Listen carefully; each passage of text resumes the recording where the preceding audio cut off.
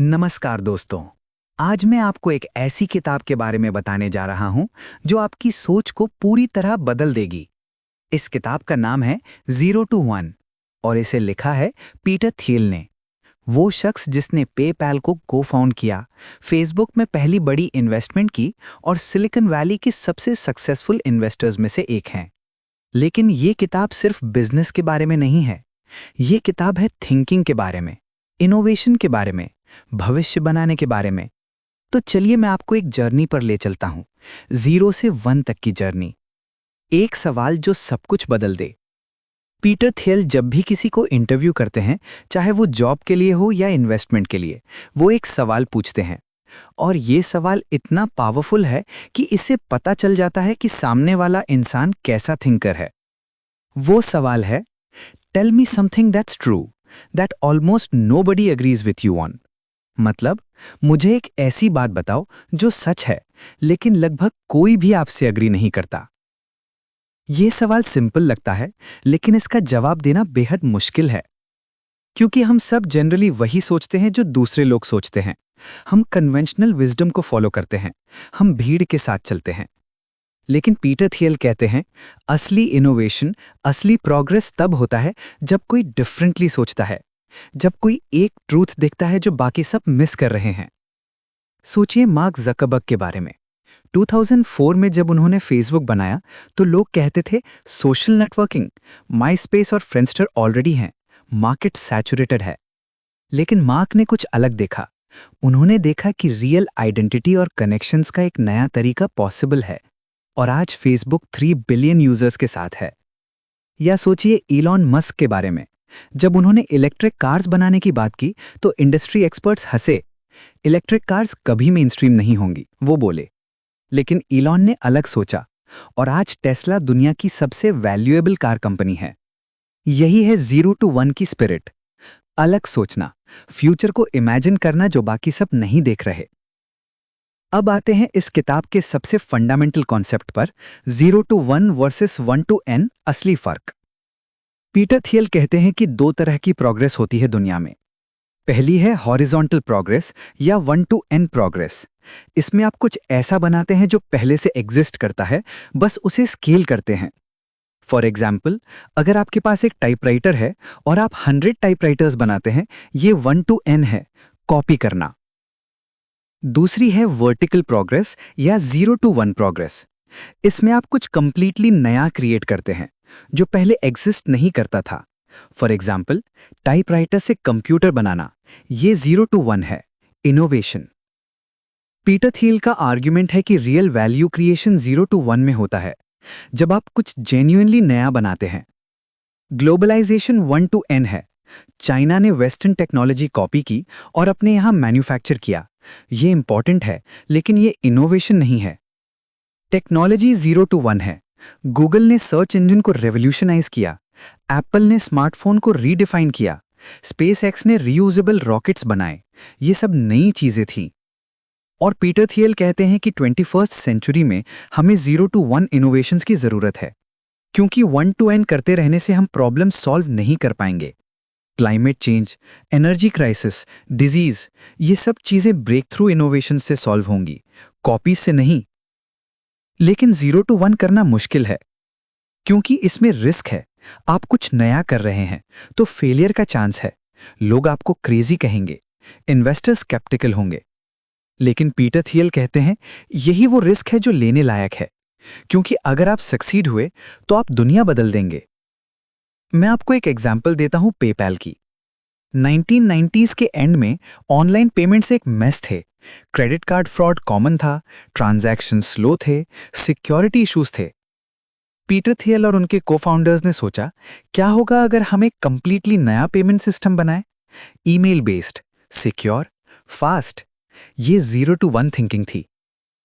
लोगों ने कहा ये इम्पॉसिबल है, बैंक्स डोमिनेट करते हैं, रेगुलेशंस बहुत हैं।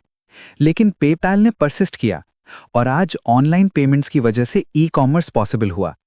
Amazon, eBay सब कुछ पेपैल जैसे सिस्टम्स की वजह से स्केल कर पाए। यह है 0 to 1 की पावर। जब आप कुछ फंडामेंटली नया बनाते हैं तो आप सिर्फ एक प्रोडक्ट नहीं बना रहे, आप एक नई पॉसिबिलिटी क्रिएट कर रहे हैं। मोनोपोली, वो शब्द जो सब डरते हैं। अब मैं आपसे एक कंट्रोवर्शियल बात शेयर करूंगा। पीटर थियल कहते हैं कंपटीशन इज फॉर लूजर्स, मतलब कंपटीशन लूजर्स के लिए है। ये सुनकर शौक लगता है ना, क्योंकि हमें हमेशा यही सिखाया गया है कि कंपटीशन अच्छी चीज़ है। कंपटीशन से इनोवेशन होता है, प्राइसेस कम होती हैं, क्वालिटी बढ़ती है। लेकिन पीटर थियल का आर्ग्यूमेंट बिल्कुल उल्टा है। वो कहते हैं अगर आप एक कॉम्पिटिटिव मार्केट में हैं जहां दर्जनों कंपनी सेम चीज़ बेच रही हैं तो कोई भी प्रॉफिट नहीं कमा रहा, सब सर्वाइव करने के लिए स्ट्रगल कर रहे हैं। सोचिए रेस्टोरेंट बिजनेस के बारे में। हर शहर में सैकड़ों रेस्टोरेंट्स हैं, सब कॉम्पीट कर रहे हैं, मार्जिन्स बहुत कम हैं, 90% रेस्टोरेंट्स 5 साल में फेल हो जाती हैं। ये कंपटीशन है और ये ब्रूटल है। अब कंपेयर करिए गूगल से। सर्च में गूगल प्रैक्टिकली मोनोपोली है, 90% लोग गूगल यूज़ करते हैं और रिजल्ट गूगल इनॉर्मसली प्रॉफिटेबल है। वो इनोवेट कर सकते हैं, नए प्रोडक्ट्स एक्सपेरिमेंट कर सकते हैं, अपने एम्प्लॉयज़ को अच्छी सैलरी दे सकते हैं। पीटर थियल कहते हैं सफल कंपनीज मोनोपोलीज बनती हैं। वो एक ऐसी कैटेगरी में इतने अच्छे हो जाते हैं कि कोई कॉम्पीट नहीं कर पाता। लेकिन ध्यान दीजिए, पीटर थियल बुरी मोनोपोलीज की बात नहीं कर रहे, वो कोअर्सिव मोनोपोलीज की बात नहीं कर रहे जो गवर्नमेंट प्रोटेक्शन से बनती हैं या अनएथिकल प्रैक्टिसेस से। वो क्रिएटिव मोनोपोलीज की बात कर रहे हैं, कंपनीज जो इतना बेटर प्रोडक्ट बनाती हैं कि बाकी सब इररिलेवेंट हो जाते हैं। एप्पल एक क्रिएटिव मोनोपोली है स्मार्टफोन्स में, कोई और फोन एप्पल जितना इंटीग्रेटेड इकोसिस्टम नहीं दे पाता। Amazon एक क्रिएटिव मोनोपोली है ई कॉमर्स में, कोई और उतनी फास्ट डिलीवरी और सिलेक्शन नहीं दे पाता।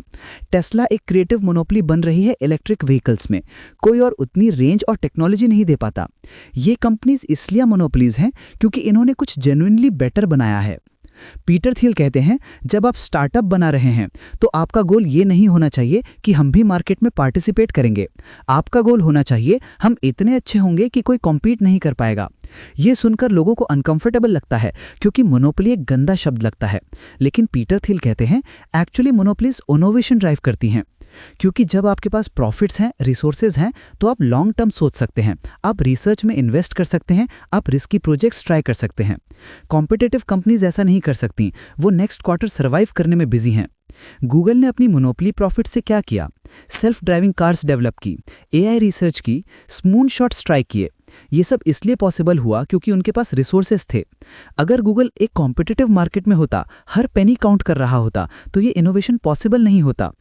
तो पीटर थियल का मैसेज क्लियर है, कंपटीशन से बचो, मोनोपोली बनाने की कोशिश करो, और मोनोपोली बनाने का तरीका है इतना बेटर बनो कि कोई कंपैरिजन ही ना हो सके। द पावर ऑफ सीक्रेट्स, छिपे हुए सच। पीटर थियल एक फैसिनेटिंग क्वेश्चन पूछते हैं, what important truth do very few people agree with you on? इस क्वेश्चन के पीछे एक डीपर कॉन्सेप्ट है, सीक्रेट्स। पीटर थियल बिलीव करते हैं कि दुनिया में अभी भी बहुत सारे सीक्रेट्स हैं, बहुत सारी चीज़ें हैं जो ट्रू हैं लेकिन अभी डिस्कवर नहीं हुई हैं। लेकिन आजकल लोग सीक्रेट्स में बिलीव नहीं करते। वो सोचते हैं जो डिस्कवर होना था वो हो गया, अब सब कुछ ऑलरेडी नोन है। ये थिंकिंग डेंजरस है, क्योंकि अगर आप मानते हैं कि कोई सीक्रेट्स नहीं है तो आप सर्च करना बंद कर देते हैं, आप इनोवेट करना बंद कर देते हैं। पीटर थियल कहते हैं हर बड़ी कंपनी एक सीक्रेट पर बिल्ट है, एक ऐसी इनसाइट जो उन फाउंडर्स को दिखी लेकिन बाकी सबको नहीं। एयरबीएनबी का सीक्रेट क्या था? कि लोग स्ट्रेंजर्स को अपने घर में रहने देंगे। ये क्रेजी लगता था, होटल्स एग्जिस्ट करते हैं, सेफ्टी कंसर्न्स हैं, लेकिन एयरबीएनबी फाउंडर्स ने एक ट्रुथ दिखा कि ट्रस्ट टेक्नोलॉजी से क्रिएट किया जा सकता है। ऊबर का सीक्रेट क्या था? कि लोग अपनी पर्सनल कार्स को टैक्सी की तरह यूज़ करेंगे। ये रेगुलेटेड टैक्सी इंडस्ट्री के अगेंस्ट था, लेकिन ऊबर फाउंडर्स ने एक ट्रुथ देखा कि स्मार्टफोन टेक्नोलॉजी ट्रांसपोर्टेशन को कंप्लीटली रीइमेजिन कर सकती है। स्पेसएक्स का सीक्रेट क्या था? कि रॉकेट्स रीयूजेबल बनाए जा सकते हैं। पूरी एरोस्पेस इंडस्ट्री ने डेकेड्स तक ऐसा नहीं सोचा, लेकिन एलॉन मस्क ने फर्स्ट प्रिंसिपल से सोचा और रियलाइज़ किया कि ये पॉसिबल है। पीटर थियल कहते हैं सीक्रेट्स खोजने के लिए आपको डिफरेंटली सोचना पड़ेगा, कन्वेंशनल विजडम को क्वेश्चन करना पड़ेगा। 2 तरह की सीक्रेट्स होते हैं, सीक्रेट्स अबाउट नेचर और secrets about people. Secrets about nature ये वो हैं जो फिजिकल वर्ल्ड के बारे में हैं, जैसे किसी डिजीज का क्योर, किसी साइंटिफिक प्रिंसिपल की अंडरस्टैंडिंग, किसी टेक्नोलॉजी की पॉसिबिलिटी। सीक्रेट्स अबाउट पीपल ये वो हैं जो ह्यूमन बिहेवियर के बारे में हैं। लोग क्या चाहते हैं जो वो खुद नहीं जानते, कौन सी नीड्स अनमेट हैं, कैसे लोग एक्चुअली बिहेव करते हैं। पीटर थियल कहते हैं कि सीक्रेट्स अबाउट पीपल ऑफन ज़्यादा वैल्यूएबल होते हैं, क्योंकि टेक्नोलॉजी तो इवेंचुअली सब कॉपी कर सकते हैं, लेकिन ह्यूमन इनसाइट्स यूनिक होती हैं। फेसबुक का असली सीक्रेट टेक्नोलॉजी नहीं थी। असली सीक्रेट ये अंडरस्टैंडिंग थी कि लोग रियल आइडेंटिटी के साथ ऑनलाइन होना चाहते हैं, कि लोग वैलिडेशन चाहते हैं, कि सोशल कनेक्शंस डिजिटल में भी पावरफुल हो सकते हैं। लेकिन सीक्रेट्स फाइंड करना इजी नहीं है। पीटर थियल कुछ गाइडलाइंस देते हैं। पहला, कॉन्ट्रेरियन थिंकिंग करो। जो सब मान रहे हैं उसे क्वेश्चन करो, स्पेसिफिकली उन एरियाज में जहां फैशन और सोशल कन्वेंशंस ज्यादा हैं। दूसरा, इंटरडिसिप्लिनरी बनो। Often greatest insights different fields के इंटरसेक्शन पर होती हैं। अगर आप सिर्फ एक डोमेन में एक्सपर्ट हैं तो आप लिमिटेड पर्सपेक्टिव में फंस जाते हैं। तीसरा, एक्सट्रीम यूजर्स को देखो। मेन स्ट्रीम यूजर्स क्या चाहते हैं ये ऑब्वियस है, लेकिन एक्सट्रीम यूजर्स जो बहुत पैशनेट हैं, जिनकी नीड्स बहुत स्पेसिफिक हैं, उनसे आप यूनिक इंसाइट्स पा सकते हैं। चौथा, टैबूज को एक्सप्लोर करो। ऑफन सबसे बड़ी सीक्रेट्स उन एरियाज में होती हैं जहां लोग जाने से डरते हैं। Controversial topics, politically incorrect ideas. Peter थियल खुद एक एग्जांपल देते हैं। जब उन्होंने पेपल बनाया तो उनका सीक्रेट ये था कि ईमेल बेस्ड पेमेंट्स पॉसिबल हैं और लोग उन्हें ट्रस्ट करेंगे। बैंकिंग इंडस्ट्री ये नहीं मानती थी, रेगुलेशंस इसके अगेंस्ट थे, लेकिन पीटर और उनकी टीम ने परसिस्ट किया। आज रेट्रोस्पेक्ट में ये ऑब्वियस लगता है, लेकिन उस टाइम पर ये एक सीक्रेट था। पीटर थियल कहते हैं हर सक्सेसफुल एंटरप्रेन्योर एसेंशियली एक सीक्रेट हंटर है। वो ऐसी चीजें ढूंढ रहे हैं जो ट्रू हैं लेकिन हिडन हैं, और जब उन्हें वो सीक्रेट मिलती है वो उस पर एक कंपनी बिल्ड करते हैं। तो अगर आप एंटरप्रेन्योर बनना चाहते हैं तो पूछिए, मुझे कौन सी सीक्रेट दिख रही है, कौन सी ट्रुथ मैं देख रहा हूं जो बाकी सब मिस कर रहे हैं। और अगर आपको कोई सीक्रेट नहीं दिख रही तो शायद आप इनफ डीपली नहीं सोच रहे, शायद आप कन्वेंशनल विजडम में फंसे हुए हैं। सीक्रेट्स एग्जिस्ट करती हैं, आपको बस उन्हें फाइंड करना है। फाउंडेशंस, नींव की अहमियत। पीटर थियल कहते हैं कंपनी बिल्डिंग में सबसे क्रिटिकल फेस है बिगिनिंग, जब आप फाउंडेशन रख रहे हैं। क्योंकि अगर फाउंडेशन गलत है तो बाद में कितनी भी मेहनत करो सक्सेस नहीं मिलेगी। और ये बात सिर्फ कंपनीज के लिए नहीं बल्कि किसी भी बड़े एंडेवर के लिए ट्रू है। पीटर थियल 3 फंडामेंटल फाउंडेशंस की बात करते हैं। फाउंडेशन नंबर 1, को फाउंडर्स। सबसे पहला और सबसे इंपॉर्टेंट डिसीजन, आप किसके साथ कंपनी स्टार्ट कर रहे हैं। पीटर थियल कहते हैं को फाउंडर रिलेशनशिप एक मैरिज की तरह है। एक्चुअली कई मायनों में ये मैरिज से भी ज्यादा इंटेंस है, क्योंकि आप अपने को फाउंडर के साथ ज्यादा टाइम स्पेंड करोगे देन अपने स्पाउस के साथ, और डिवोर्स उतना ही पेनफुल होता है। एक्चुअली स्टार्टअप कंटेक्स्ट में और भी ज्यादा पेनफुल, क्योंकि अगर को फाउंडर्स के बीच कॉन्फ्लिक्ट होता है तो पूरी कंपनी सफर करती है। पीटर थियल ने पेपल में ये देखा। इनिशियली टीम में बहुत सारे टैलेंटेड लोग थे, लेकिन उनके बीच कल्चरल और फिलोसॉफिकल डिफरेंसेस थे, और ये डिफरेंसेस कांस्टेंट फ्रिक्शन क्रिएट कर रहे थे। इवेंचुअली उन्होंने रियलाइज किया कि अलाइंड टीम बनाना कितना इंपॉर्टेंट है। लोग जो सेम विजन शेयर करते हैं, जो सेम वैल्यूज रखते हैं, जो कॉम्प्लीमेंट करते हैं एक दूसरे को। पीटर थियल कहते हैं अपने को फाउंडर को चूज करते टाइम सिर्फ स्किल्स मत देखो, कंपैटिबिलिटी देखो, ट्रस्ट देखो, लॉन्ग टर्म कमिटमेंट देखो। सबसे सक्सेसफुल पार्टनरशिप्स वो होती हैं जहां फाउंडर्स पहले से एक दूसरे को जानते हैं। कॉलेज फ्रेंड्स, प्रीवियस कॉलीग्स, लोग जिन्होंने साथ काम किया है और एक दूसरे को समझते हैं। रैंडमली किसी को को फाउंडर बनाना बस इसलिए कि उसके पास कॉम्प्लीमेंट्री स्किल्स हैं रिस्की है, क्योंकि जब टफ टाइम्स आएंगे और वो गारंटीड आएंगे तो आपको डीप ट्रस्ट की जरूरत होगी। Foundation number 2, ownership, possession and control. दूसरी क्रिटिकल बात, इक्विटी कैसे डिस्ट्रीब्यूट करें, कौन कंपनी को कंट्रोल करता है, किसके पास क्या ओनरशिप है। पीटर थियल कहते हैं ये डिसीजंस बहुत केयरफुली लेने चाहिए, क्योंकि बैड इक्विटी स्ट्रक्चर कंपनी को डिस्ट्रॉय कर सकती है। उन्होंने 3 कॉन्सेप्ट्स एक्सप्लेन किए हैं। ओनरशिप, किसके पास कंपनी के शेयर्स हैं, लीगली कौन ओनर है। पोजेशन, कौन एक्चुअली कंपनी को रन कर रहा है, day to day operations. Control, कौन डिसीजंस लेता है, बोर्ड ऑफ डायरेक्टर्स में कौन है। आइडियली ये तीनों अलाइंड होने चाहिए, लेकिन अक्सर ऐसा नहीं होता।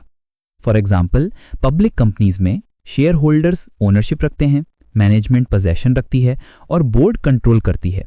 ये मिसअलाइनमेंट प्रॉब्लम्स क्रिएट करता है।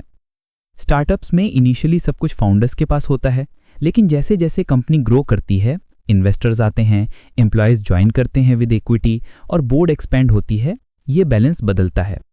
पीटर थियल कहते हैं इन चेंजेस को थॉटफुली मैनेज करना बहुत इंपॉर्टेंट है, फाउंडर्स को ऐसी डील्स नहीं करनी चाहिए जहां वो कंट्रोल लूज कर दें। उन्होंने एक फेमस गाइडलाइन दी है, keep your board small, ideally 3 लोग, मैक्सिमम 5, क्योंकि बिग बोर्ड्स इनफेक्टिव होती हैं और पॉलिटिक्स होती है। Foundation number 3, culture and team. तीसरी foundation, company culture. Peter Thiel कहते हैं सबसे पहले ये डिसाइड करो कि आप किस तरह की कंपनी बनाना चाहते हैं, क्या वैल्यूज इंपॉर्टेंट हैं, कैसा कल्चर आप चाहते हैं, और फिर कंसिस्टेंटली उसी कल्चर को हायर करो। अर्ली हायर्स बहुत क्रिटिकल होते हैं क्योंकि वो कंपनी डीएनए सेट करते हैं। पहले 10-20 लोग डिफाइन करते हैं कि कंपनी कैसी होगी। पीटर थियल पेपल में बहुत केयरफुल थे अर्ली हायर्स के साथ। उन्होंने सिर्फ टैलेंटेड लोग नहीं ढूंढे, उन्होंने ऐसे लोग ढूंढे जो मिशन में बिलीव करते थे, जो कल्चरली फिट थे, जो लॉन्ग टर्म कमिटेड थे। और रिजल्ट क्या हुआ? PayPal mafia. पेपल के अर्ली एम्प्लॉयज इतने सक्सेसफुल हुए कि लोग उन्हें एक माफिया कहने लगे। Elon Musk, Reid Hoffman, Steve Chen, Jawed Karim, सब पेपल एल्यूमिनाई हैं जिन्होंने बाद में अमेजिंग कंपनीज बनाई। ये रैंडमली नहीं हुआ, ये रिजल्ट था केयरफुल फाउंडेशन बिल्डिंग का।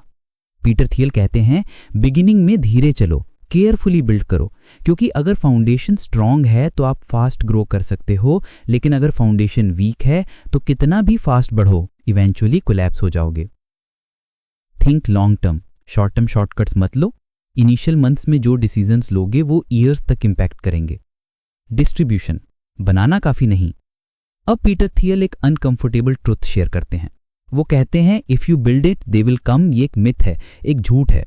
इंजीनियर्स और प्रोडक्ट बिल्डर्स को ये बिलीव करना पसंद है कि बस अच्छा प्रोडक्ट बनाओ, बाकी सब ऑटोमेटिकली हो जाएगा, लेकिन रियलिटी बहुत डिफरेंट है। पीटर थियल कहते हैं डिस्ट्रीब्यूशन यानी आप अपने प्रोडक्ट को कस्टमर्स तक कैसे पहुंचाते हैं उतना ही इंपॉर्टेंट है जितना प्रोडक्ट इटसेल्फ, एक्चुअली समटाइम्स ज्यादा इंपॉर्टेंट। उन्होंने एक शॉकिंग स्टेटमेंट दिया, superior sales and distribution by itself can create a monopoly even with no product differentiation. मतलब अच्छी सेल्स और डिस्ट्रीब्यूशन से आप मोनोपोली बना सकते हैं, भले ही आपका प्रोडक्ट एवरेज हो। यह स्टेटमेंट इंजीनियर्स को हर्ट करता है क्योंकि हम प्रोडक्ट क्वालिटी पर प्राइड करते हैं, लेकिन पीटर थियल मार्केट रियलिटी बता रहे हैं। सोचिए माइक्रोसॉफ्ट के बारे में। 1990s में टेक्निकली क्या माइक्रोसॉफ्ट विंडोज सबसे अच्छा ऑपरेटिंग सिस्टम था? प्रोबेबली नहीं। एप्पल और यूनिक्स बैटर थे कई मायनों में, लेकिन माइक्रोसॉफ्ट जीता। क्यों? सुपीरियर डिस्ट्रीब्यूशन, हर पीसी मैन्युफैक्चरर के साथ डील्स, एंटरप्राइज कस्टमर्स के साथ रिलेशनशिप्स। पीटर थियल डिस्ट्रीब्यूशन को कई कैटेगरीज में डिवाइड करते हैं। Complex sales, high value low volume. ये वो सेल्स हैं जहां डील साइज बहुत बड़ा है, मिलियंस ऑफ डॉलर्स का, लेकिन डील्स कम हैं। फॉर एग्जाम्पल बड़ी कंपनीज को एंटरप्राइज सॉफ्टवेयर बेचना। इस टाइप की सेल्स में सीईओ को खुद इन्वॉल्व होना पड़ता है। मंथ्स लग सकते हैं एक डील क्लोज करने में, लेकिन एक डील कंपनी बना सकती है। स्पेसएक्स यही करता है, वो नासा को रॉकेट्स नहीं बेच सकता बिना इलॉन मस्क के पर्सनली इन्वॉल्व हुए। Personal sales, medium value medium volume. ये वो सेल्स हैं जहां डील साइज कुछ हजार से लाख डॉलर तक है। आपको डेडिकेटेड सेल्स टीम चाहिए, प्रोसेसेस चाहिए, सीआरएम सिस्टम्स चाहिए। ज्यादातर B2B कंपनीज यहां फॉल करती हैं। Distribution doldrums, the dead zone. Peter Thiel ने एक डेंजरस जोन आइडेंटिफाई की, ₹1000 to ₹10,000 की डील साइज। ये जोन प्रॉब्लमेटिक है क्योंकि ये डील्स इतनी बड़ी नहीं कि पर्सनल सेल्स जस्टिफाई कर सको, लेकिन इतनी छोटी भी नहीं कि फुली ऑटोमेटेड सेल्स कर सको। बहुत सारी स्टार्टअप्स यहां फंस जाती हैं और स्ट्रगल करती हैं। Marketing and advertising, low value high volume. जब आपका प्रोडक्ट मास मार्केट के लिए है और डील साइज छोटी है तो एडवर्टाइजिंग और मार्केटिंग जरूरी है। लेकिन पीटर थियल वॉर्न करते हैं एडवर्टाइजिंग तभी काम करती है जब मैथ वर्क करता हो। Customer acquisition cost customer life time value से कम होना चाहिए। बहुत सारी स्टार्टअप्स एडवर्टाइजिंग पर पैसा फूंक देती हैं बिना ये कैलकुलेट किए कि यूनिट इकोनॉमिक्स काम कर रहा है या नहीं। Viral growth, product distributes itself. ये होली ग्रेल है जब आपका प्रोडक्ट इतना अच्छा है कि लोग ऑटोमेटिकली दूसरों को बताते हैं। नेटवर्क इफेक्ट से ग्रो करता है। फेसबुक, व्हाट्सएप, पेपैल सब वायरल ग्रोथ से बड़े हुए। लेकिन पीटर थियल कहते हैं वायरल ग्रोथ इंजीनियर करना बहुत मुश्किल है। आप होप नहीं कर सकते कि वायरलिटी अपने आप हो जाएगी, आपको डेलिबरेटली डिजाइन करना पड़ता है। पीटर थियल का मेन मैसेज, डिस्ट्रीब्यूशन को सीरियसली लो। प्रोडक्ट डेवलपमेंट जितना टाइम डिस्ट्रीब्यूशन स्ट्रैटेजी पर लगाओ, और सबसे इंपॉर्टेंट एक डिस्ट्रीब्यूशन चैनल चूज करो और उस पर फोकस करो। Don't spread yourself too thin, एक चैनल को मास्टर करो। द फ्यूचर, भविष्य क्या है? पीटर थियल एक प्रोफाउंड क्वेश्चन पूछते हैं, what do you believe about the future? क्योंकि अल्टीमेटली एंटरप्रेन्योर होना मतलब भविष्य के बारे में एक बिलीफ रखना है। आप मानते हैं कि फ्यूचर कुछ स्पेसिफिक होगा और आप उस फ्यूचर को क्रिएट करने के लिए काम करते हैं। पीटर थियल फ्यूचर के बारे में 4 तरह के बिलीफ्स आइडेंटिफाई करते हैं। इनडेफिनिट पेसिमिज्म, ये वो लोग हैं जो मानते हैं कि फ्यूचर ब्लीक है लेकिन वो स्पेसिफिकली नहीं जानते क्यों या कैसे, और इम्पॉर्टेंटली वो मानते हैं कि उनके हाथ में कुछ नहीं है। ये माइंडसेट डेंजरस है क्योंकि ये फेटलिज्म की तरफ ले जाती है। अगर आप मानते हैं कि सब कुछ बुरा होने वाला और आप कुछ नहीं कर सकते तो आप ट्राई ही क्यों करोगे। डेफिनेट पेसिमिज्म, ये वो लोग हैं जो स्पेसिफिकली जानते हैं कि फ्यूचर में क्या बुरा होने वाला है और वो उसके लिए प्रिपेयर करते हैं। चाइना पार्शली यहाँ है, वो मानते हैं कि रिसोर्सेज लिमिटेड हैं, कंपटीशन इंटेंस है और उन्हें केयरफुली प्लान करना है। इनडेफिनिट ऑप्टिमिज्म, ये वो लोग हैं जो मानते हैं कि फ्यूचर ब्राइट है लेकिन वो स्पेसिफिकली नहीं जानते कैसे। वो मानते हैं कि things will work out. Peter Thiel कहते हैं कि अमेरिका आज मोस्टली यहाँ है।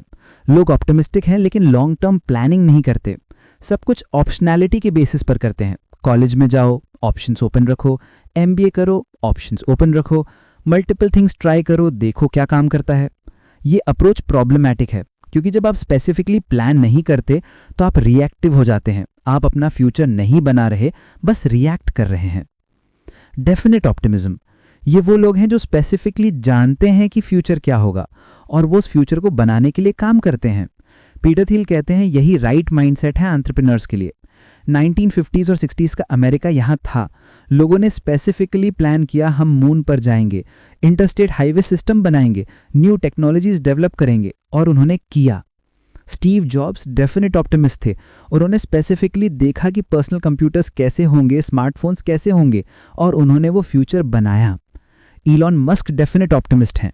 वो स्पेसिफिकली बता सकते हैं कि मार्स पर कॉलोनी कैसे होगी, सस्टेनेबल एनर्जी फ्यूचर कैसे होगा, और वो उस विजन की तरफ काम कर रहे हैं।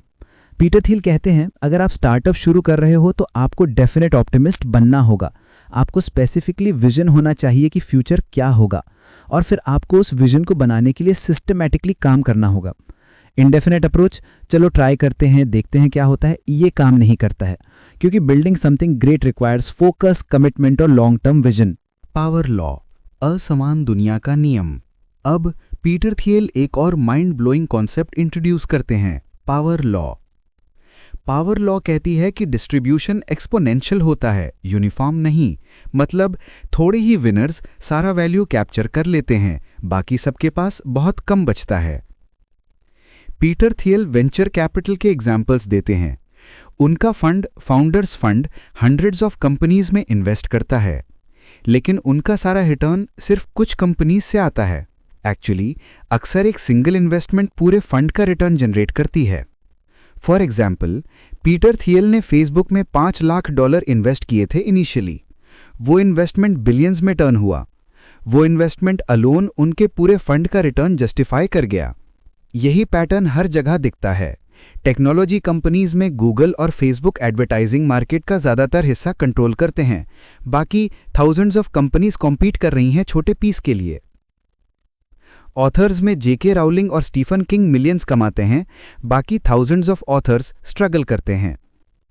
मूवीज में कुछ ब्लॉकबस्टर सारा पैसा कमाती हैं, बाकी मेजॉरिटी मूवीज लॉस में चलती हैं।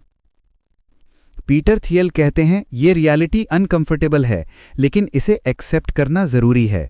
और इसका इम्प्लीकेशन क्या है एंटरप्रेन्योर्स के लिए?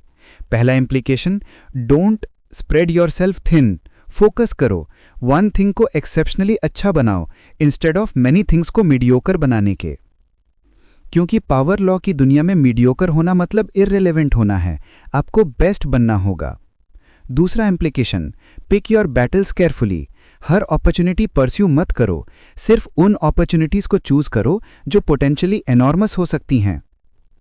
पीटर थियल कहते हैं अगर आप एक स्टार्टअप कर रहे हो जो बेस्ट केस में एक डिसेंट बिजनेस बन सकती है, तो वो प्रॉबेबली वेस्ट ऑफ टाइम है, क्योंकि उतनी मेहनत और रिस्क के लिए आपको एक शॉट लेना चाहिए समथिंग ट्रूली मैसिव बनाने का। तीसरा इम्प्लीकेशन, टाइमिंग मैटर्स। अगर आप बहुत अर्ली हो, मार्केट रेडी नहीं है। अगर बहुत लेट हो, कंपटीशन बहुत है। आपको राइट टाइम पर राइट अपॉर्चुनिटी आइडेंटिफाई करनी होगी। पीटर थियल पर्सनली इस पावर लॉ को समझते हैं। उनकी सारी वेल्थ प्रैक्टिकली फेसबुक इन्वेस्टमेंट से आई, बाकी सारे इन्वेस्टमेंट्स कंबाइंड उतना रिटर्न नहीं दे पाए। और यही लेसन उन्होंने लाइफ में भी अप्लाई किया। Instead of doing many things reasonably well, वो फ्यू थिंग्स में फोकस्ड रहे और उनमें एक्सेप्शनल बने। द लास्ट मूवर एडवांटेज, आखिरी कौन हंसता है? पीटर थियल एक काउंटर इंट्यूटिव कॉन्सेप्ट प्रेजेंट करते हैं। फर्स्ट मूवर एडवांटेज एक मिथ है, एक्चुअली लास्ट मूवर एडवांटेज ज्यादा इंपॉर्टेंट है। ट्रेडिशनल बिजनेस थिंकिंग कहती है पहले मार्केट में आओ, फर्स्ट मूवर एडवांटेज मिलेगी, कंपटीशन से पहले कस्टमर्स कैप्चर कर लोगे। लेकिन पीटर थियल कहते हैं एक्चुअली फर्स्ट मूवर्स अक्सर फेल हो जाते हैं। रियल एडवांटेज लास्ट मूवर्स को मिलता है, जो मार्केट में लास्ट मेजर इंप्रूवमेंट लाते हैं और फिर डोमिनेट करते हैं। एग्जाम्पल्स देखिए, सर्च इंजन्स में याहू, अल्टा विस्टा, लाइको सब गूगल से पहले थे, लेकिन गूगल ने गेम खत्म कर दिया। वो लास्ट मूवर थे, बेस्ट सर्च एल्गोरिथम बनाया और मार्केट पर डोमिनेट कर लिया।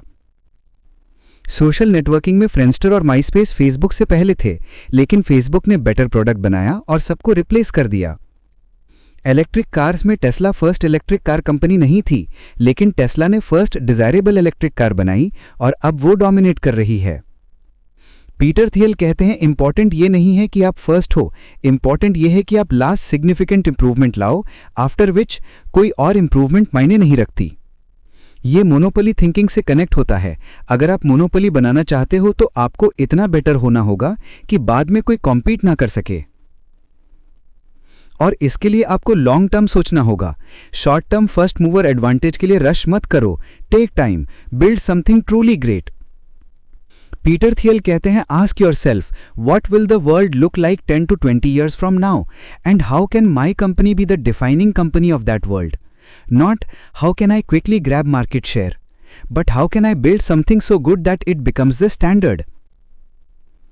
एप्पल यही किया, उन्होंने फर्स्ट स्मार्टफोन नहीं बनाया, लेकिन उन्होंने बेस्ट स्मार्टफोन बनाया और अब स्मार्टफोन मार्केट का डेफिनेशन ही आईफोन है। Amazon यही किया, वो फर्स्ट ऑनलाइन बुक स्टोर नहीं था, लेकिन उन्होंने बेस्ट एक्सपीरियंस बनाया और अब ई कॉमर्स का मतलब प्रैक्टिकली Amazon है।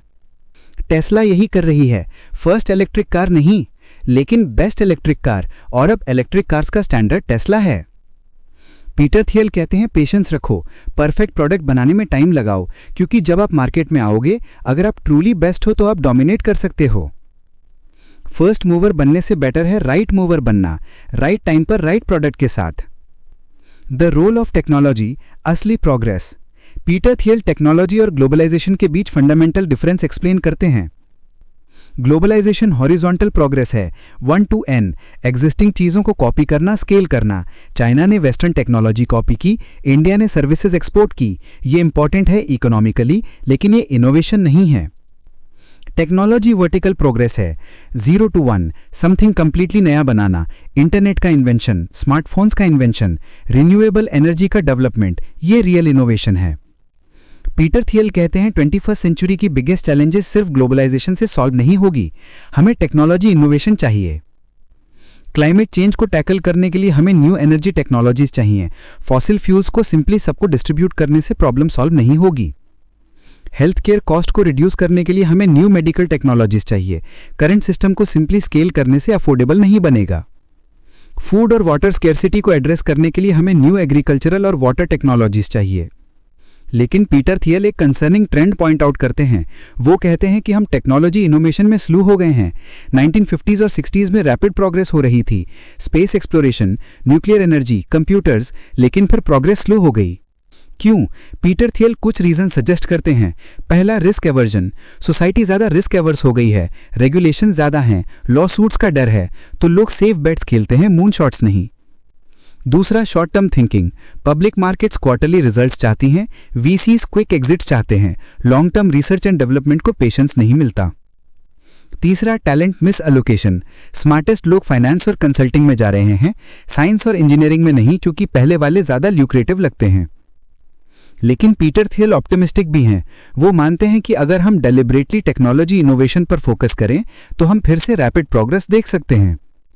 और एंटरप्रेन्योर्स की रोल यहाँ क्रिटिकल है, क्योंकि एंटरप्रेन्योर्स ही हैं जो बोल्ड बेट्स लेते हैं, जो मूनशॉट्स ट्राई करते हैं, जो स्टेटस को चैलेंज करते हैं। पीटर थियल खुद इस फिलॉसफी को लिव करते हैं। उनकी इन्वेस्टमेंट्स देखो, SpaceX, space exploration, Palantir, data analytics, founders fund portfolio, breakthrough technologies. वो उन कंपनीज को सपोर्ट करते हैं जो ट्रूली हार्ड प्रॉब्लम सॉल्व कर रही हैं। वो कहते हैं इजी प्रॉब्लम्स ऑलरेडी सॉल्व हो चुकी हैं, अब हमें हार्ड प्रॉब्लम्स टैकल करनी होंगी, और हार्ड प्रॉब्लम्स टैकल करने के लिए हमें करेज चाहिए, विजन चाहिए और कमिटमेंट चाहिए। The importance of sales, uncomfortable truth.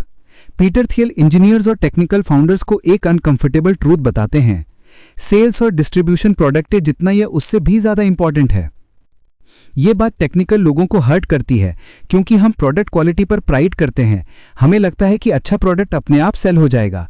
Sales person को स्लीजी समझा जाता है, लेकिन पीटर थियल रियलिटी बताते हैं। वो कहते हैं हिस्ट्री में काउंटलेस एग्जांपल्स हैं जहां बेटर प्रोडक्ट हार गया क्योंकि उसकी डिस्ट्रीब्यूशन वीक थी।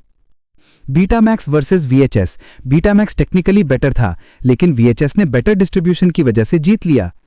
Mac versus PC.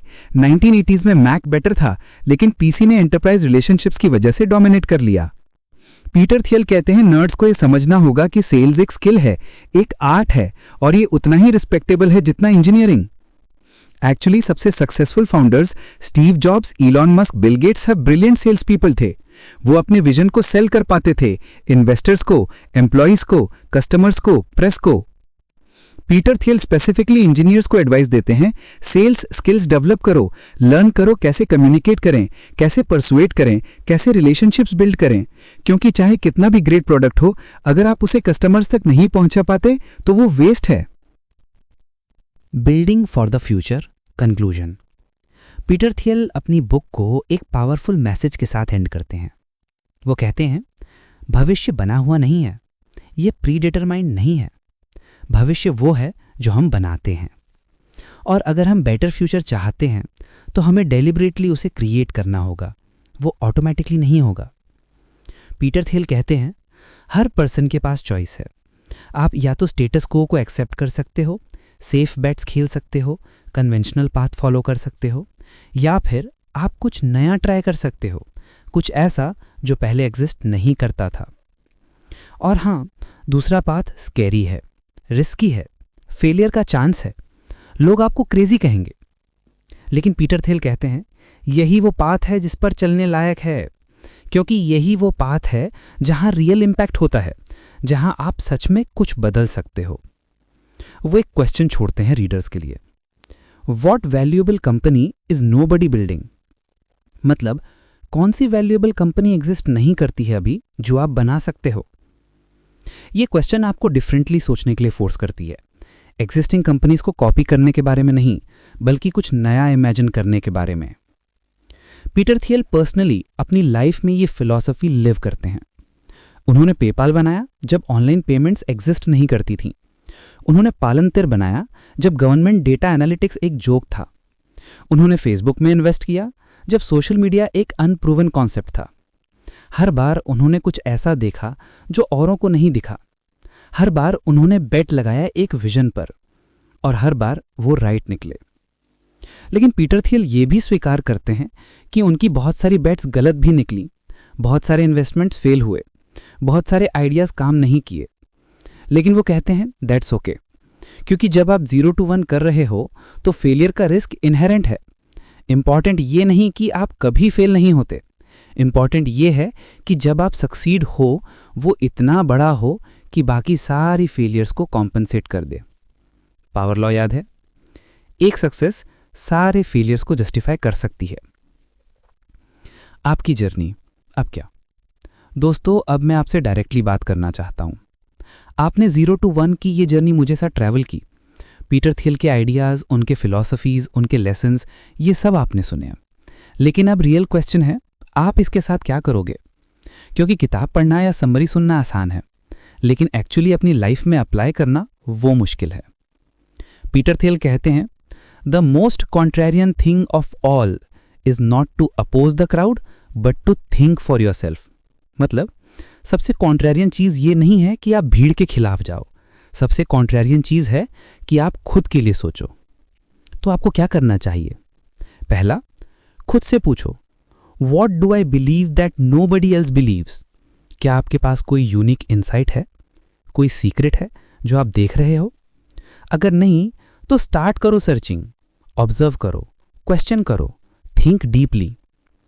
दूसरा, अगर आपके पास एक आइडिया है तो उसे टेस्ट करो। डोंट जस्ट ड्रीम, एक्चुअली कुछ बनाओ। Even if it's small, even if it's imperfect, start करो। तीसरा, लॉन्ग टर्म सोचो। डोंट चेज क्विक मनी या इजी सक्सेस। कुछ ऐसा बिल्ड करो जो मीनिंगफुल हो, जो लास्ट करे, जो एक्चुअली मैटर करे। चौथा, डिस्ट्रीब्यूशन को सीरियसली लो। प्रोडक्ट बनाओ लेकिन साथ ही सोचो कि वो कस्टमर्स तक कैसे पहुंचेगा। पांचवा, मोनोपोली माइंडसेट रखो। मीडियोकर मत बनो, बेस्ट बनने की कोशिश करो, क्योंकि सेकंड बेस्ट प्रैक्टिकली लास्ट जैसा है। और सबसे इंपॉर्टेंट, करेज रखो, क्योंकि 0 to 1 करना स्कैरी है। आप कुछ ऐसा कर रहे हो जो पहले नहीं हुआ। फेलियर का रिस्क है, लोग डाउट करेंगे। लेकिन पीटर थियल कहते हैं, the best entrepreneurs know this, every great business is built around a secret that's hidden from the outside. A great company is a conspiracy to change the world. मतलब हर महान business एक secret के around built होती है। एक महान company actually एक कॉन्स्पिरेसी है दुनिया को बदलने की। तो आप भी एक कॉन्स्पिरेटर बन सकते हो, आप भी दुनिया बदल सकते हो, बस आपको करेज चाहिए। और याद रखो, आप अकेले नहीं हो। हिस्ट्री में काउंटलेस लोग हैं जिन्होंने 0 to 1 किया है, जिन्होंने कुछ नया बनाया है, जिन्होंने इम्पॉसिबल को पॉसिबल बनाया है। राइट ब्रदर्स ने फ्लाइट पॉसिबल बनाया, हेनरी फोर्ड ने अफोर्डेबल कार्स पॉसिबल बनाई, स्टीव जॉब्स ने पर्सनल कंप्यूटिंग और स्मार्टफोन्स पॉसिबल बनाए, Elon Musk Mars colonisation possible बना रहे हैं। ये सब लोग ओरिजिनली ऑर्डिनरी थे, लेकिन उन्होंने एक्स्ट्रा ऑर्डिनरी सोचा और एक्स्ट्रा ऑर्डिनरी किया। आप भी कर सकते हो। बस एक ही कंडीशन है, आपको शुरू करना होगा आज, अभी, इस मोमेंट से। क्योंकि जैसा पीटर थियल कहते हैं, the future is not something that happens to us, the future is something we create.